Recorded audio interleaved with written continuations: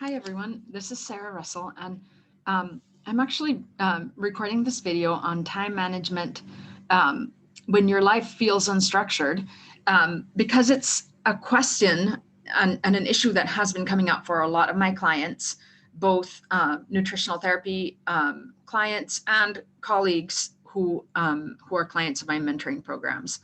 Um, the sense that especially, a little over a year into kind of this pandemic regimen, if we want to call it that, or lack of a regimen, um, pandemic deregimentation, maybe. Um, anyway, a lot of people are feeling a sense of not really having control over their time. I have clients telling me things like, I've lost a sense of my circadian rhythms. Um, I'm not waking up in the morning. I'm staying up late into the night. Does it matter? I'm still getting the same number of hours of sleep I was before, but I'm just not as rested. Um, let's talk about this all because, yes, it does matter. So I'm going to go over a few key points in this video. And if there's anything that you feel like you still need addressed, I would love to hear your feedback and your comments, and let's definitely talk some more about this. So I want to talk about a few key concepts that include light versus dark and what that actually means in terms of your body's physiology.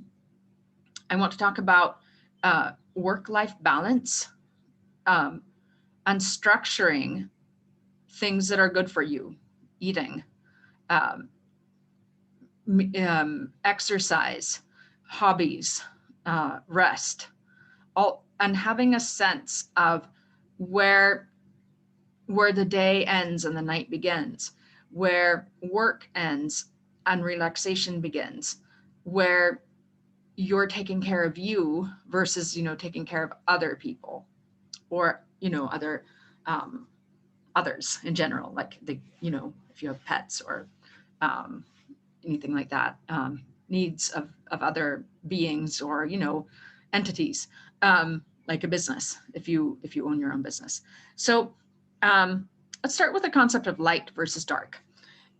Why does it matter if you are sleeping like 8 to 9 hours a night? Why does it matter if you sleep when it's dark outside versus when it's light? um, it matters a lot because the regulation of cortisol, melatonin, and other key hormones and anti-inflammatory substances in the body are very sensitive to light. Um, so your energy levels are just going to be better. Your antioxidant status is going to be better if you are able to sleep when it's dark and be active when it's light. Um, of course, in the winter, it's dark more hours. You're not going to be sleeping the whole time that it's dark. Um, but you do want to be awake when it's light. That's important. In the middle of the summer, you you may be sleeping a little bit into daylight because the daylight hours are long and many.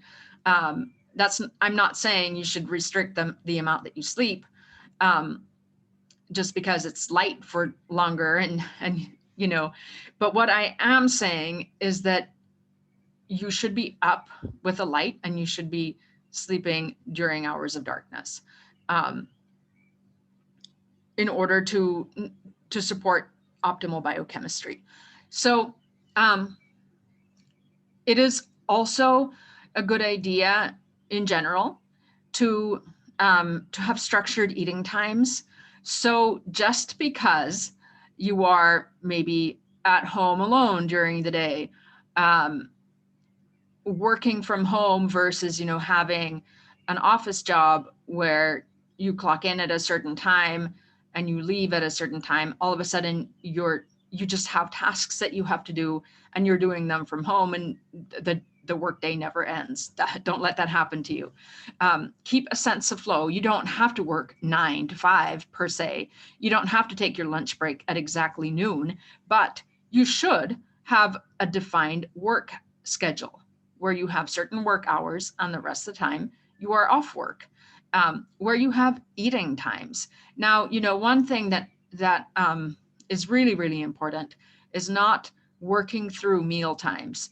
You should have defined moments in your day when you have breakfast, when you have lunch, and when you have dinner. Ideally, you should not be grazing throughout the day. You should be having 3 distinct meals if you're an adult with normal metabolism. Um, and those meals should nourish you so that you are um, energized from the end of that meal until the beginning of the next. You're not having blood sugar crashes. You're not having, sleepiness. You're not feeling poor energy. You're feeling good. You're not constantly thinking about, oh, the next piece of chocolate or whatever it is. I have nothing against chocolate. Like, you should schedule that into your meal if you enjoy chocolate. Have a little bit of, have a piece of dark chocolate after you're done eating. You should not be like, having skipping meals or having just small meals or rushing through meals and not eating well, not feeling nourished, and then just like rushing to the snack cupboard between meals because you're crashing and you're like just craving stuff. So your life should have some kind of a flow, even though you feel like, okay, it's just me and the pandemic and things are just unstructured. You need to give yourself that structure. You don't have to be rigid or strict with yourself. It should all be enjoyable and it should feel good, but don't lose a sense of the flow of your day. Even if it's just you, sit down to your meals, and they should be distinct meals, with a complete protein, with a vegetable, with a starch, um, and with healthy fats, in balance. Um, Ideally, you should be spending some time outdoors and some time indoors every day. You should have outdoor time every single day, if that is possible for you. If it is not possible for you, especially during lockdowns, consider moving to a place that has at least a balcony that you can spend outdoor time on, outdoor time in. Ideally, you should also have access to green spaces and fresh air. So if you don't live in the country, you may live in a city where you have access to parks, at least, at least during times um, when there aren't lockdowns. You should be able to access those areas and have some fresh air every day and get some nature time in. If you do have a place where you can have a garden, even just a balcony or a terrace, that's fine. Like, you can garden in pots. It doesn't have to be a garden. You don't have to feel less than if you don't have that much space. It's fine. Like, do what you can with the space that you have. Because it is really good for you to, to get in touch with that part of just nourishing yourself as a whole person and growing, even if it's just a little bit of basil or parsley in a pot. Do that, enjoy it. Or, even just a pretty flower that you can look at and say, oh, that's so pretty. And you can smell it and think, oh, that's beautiful. Great. You should have beauty in your life and enjoyment every day. And even the sense of just, why do I need to slow down for my meals if it's just me? Because you are important. It's not just you, it's you. Take out the just. Do yourself justice by taking out the it's just me. That's really, really important. One thing that I like to talk to my clients about is the concept of Mediterranean lifestyle. So the Mediterranean diet is talked about so much, right? Because it has been very well studied for its positive effects on human health. But the Mediterranean diet does not exist in a vacuum. When you actually look at how people in Mediterranean cultures behave, what you will notice is that they don't just eat the specific foods that are covered in the Mediterranean diet scientific literature. They are having a slow-paced lifestyle. They are sitting down for each of their meals. They take lunch breaks, like, stores will close down at 1 p.m. People will all go home for lunch and stores reopen at 4. That's how it works. People go home, they cook, they set they spread the tablecloth, they set the table, they sit down and they eat their food slowly over the course of an hour or something like that. And if they are not eating alone, they will talk with the people at the table, and nobody has their cell phone constantly ringing and answering texts and everything like that. People are just engaged with each other and the process of eating in a relaxed state. That is Mediterranean lifestyle. That is really, really important. You don't have to drink wine if you don't want to, but or coffee. Like those are very common Mediterranean area. Like with the meal and after the meal drinks. Yeah, what I'm saying is you should be relaxed during your meals, and you should have actually defined meal times. It doesn't really matter if you're eating all the things in the Mediterranean diet. If you don't have defined meals and your lifestyle is really, really stressful, you're just like rushing through your day, eating in your car during traffic on the highway, really stressed out in the middle of an accident or, something like that. That is not relaxing, and you're not going to digest and absorb very well. So those factors are really important. You should have a clear sense of where your workday ends and where your personal time begins. You need to have some kind of sense of active time management. And you definitely want to make sure that you are scheduling in movement, self-care, just even what am I going to wear? Especially, if you're in a place, in a time where there's limited interaction with other human beings, you need to freaking get out of your pajamas when you get up in the morning and you start working. It doesn't matter if nobody sees you. You need to do it for you. Remember, do yourself justice. It's not just you, it's you. And really important for you to move every day. You can put on, your favorite music on your stereo or on the computer and just dance. That's the easiest way probably to get movement if you don't have access to a gym or to outdoor areas where you can easily exercise in a pleasant way. Even in the worst weather, you just need to do this. I'm seeing a lot of people who are coming to me for nutritional therapy in a situation where they've really lost control of their movement. They become a lot more sedentary. They feel like they have become, I don't like to use the word addiction with too lightheartedly, but people do come to me talking about feeling addicted to their computers, to swiping on social media, to screens, because that's sort of like in periods of isolation, that's where you have this sense of maybe having something that resembles a community. But then you kind of get stuck there in a way.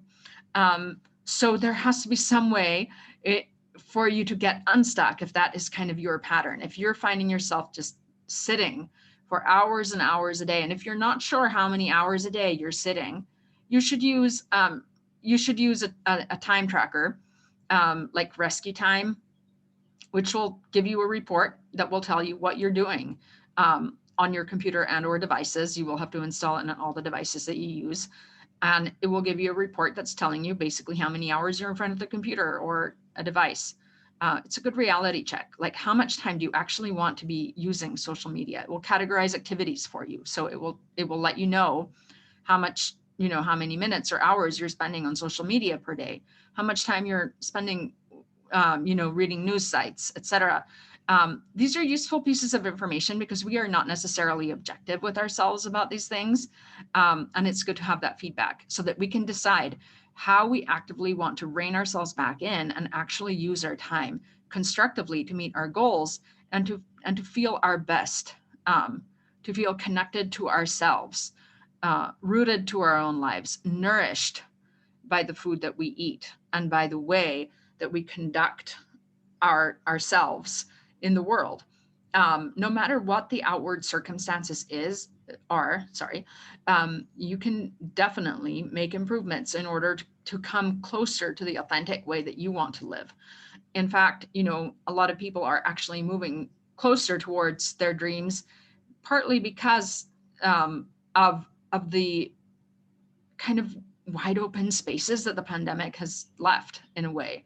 If I don't really like being cavalier and, talking about silver linings and all of that. But, for a lot of people, there have been some, um,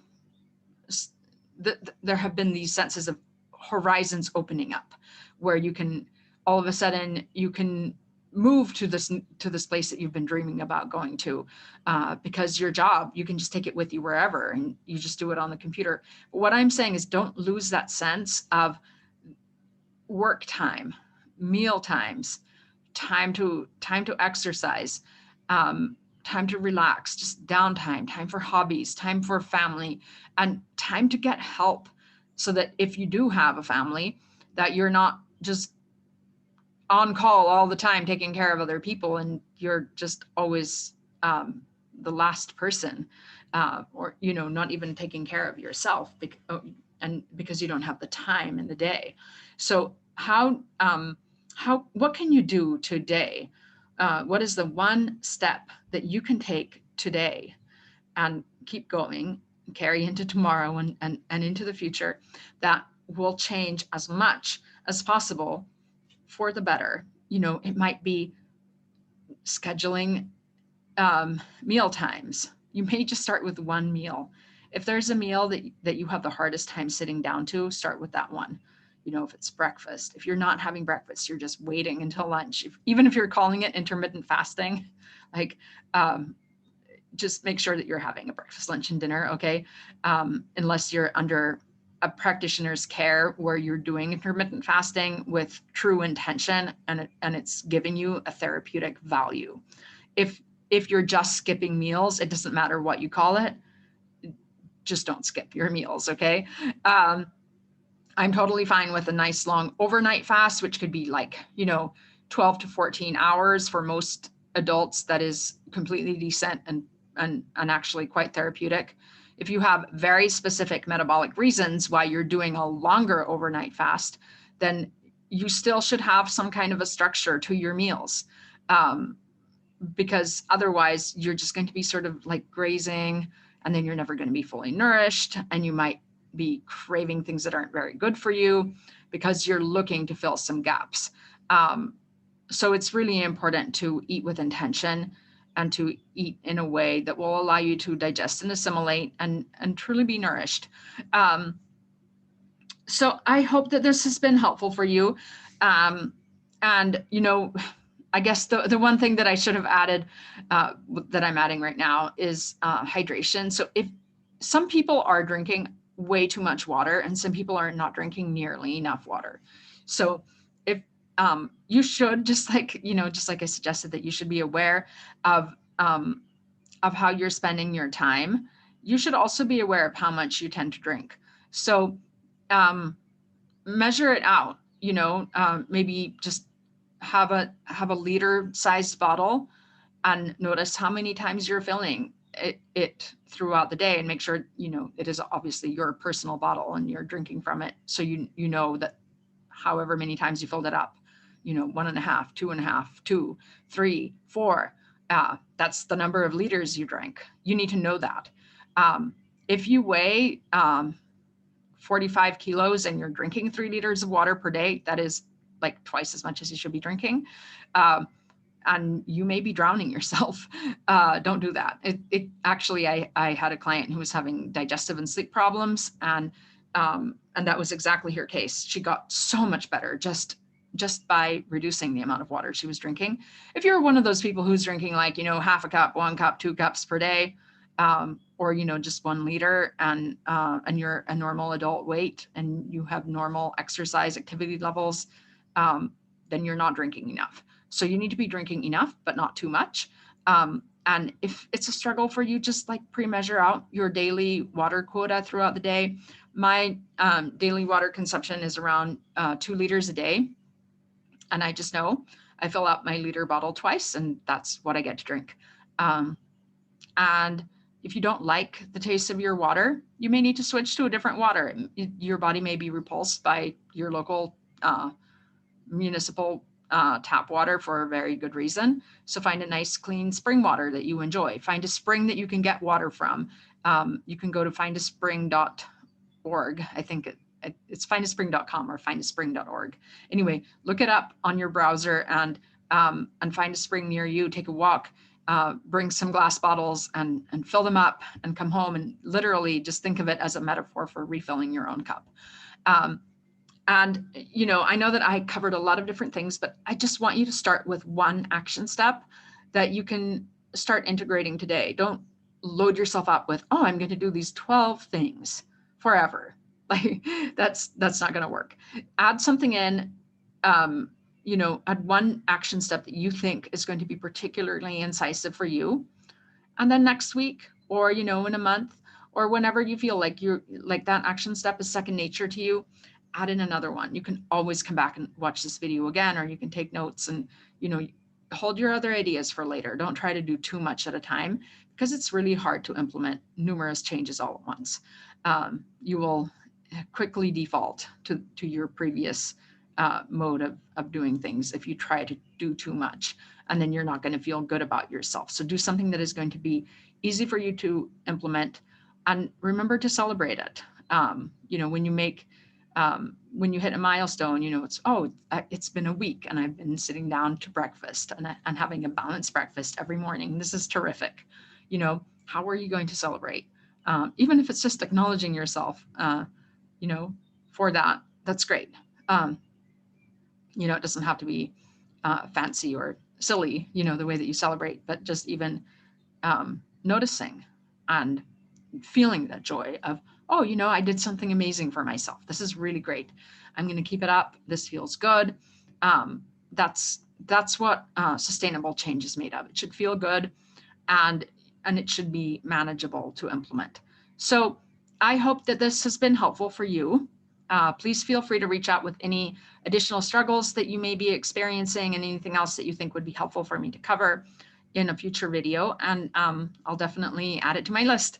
Thank you so much. Until next time, this is Sarah, and I'm looking forward to hearing your feedback. Bye.